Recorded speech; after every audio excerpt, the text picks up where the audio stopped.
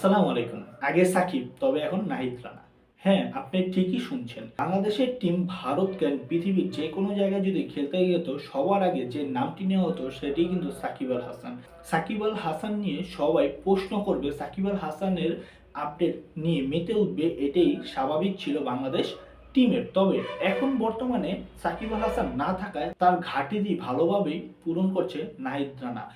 নাহিদ রানার fast bowling এবং তার line maintain করে যেভাবে নাহিদ রানা বল করে থাকে 140 থেকে 150-এর ভিতরে, তাই নাহিদ রানা হেডলাইনে থাকবে, তাই তো স্বাভাবিক, তাই না? তো ভারতের মিডিয়া বলেন, দুবাইয়ের মিডিয়া বলেন, পাকিস্তানের মিডিয়া বলেন, সবাই মেতে উঠেছে এই নাহিদ রানাকে নিয়ে।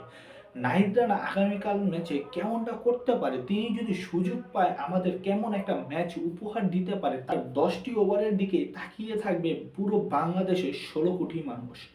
তাই নাহিদ রানাকে নিয়ে মেতে উঠছে ক্রিকেট বিশ্বের সকল বড় বড় সাংবাদিকরা। নাজমুল হাসান শান্ত যখন সাংবাদিকদের মুখোমুখি হয়েছিল, তখন 17টা প্রশ্ন ছিল এই নাহিদ রানাকে নিয়ে। তো বোঝাই যাচ্ছে নাহিদ রানা নিয়ে ভালোই মেতেছে বড় বড় দলগুলো। তো দেখা যাক শেষ পর্যন্ত নাহিদ রানা কেমন করতে পারে, বাংলাদেশ দল ভারতের বিপক্ষে কেমন করতে পারে, সেটাই এখন দেখার বিষয়।